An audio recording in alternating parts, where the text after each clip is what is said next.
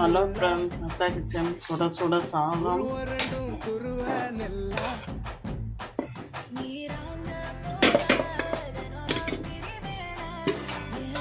கத்திரிக்காய்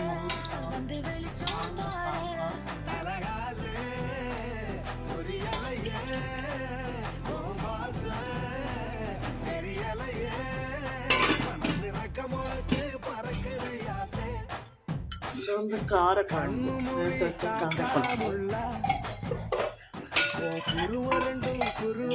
beans carrot பொரியல்.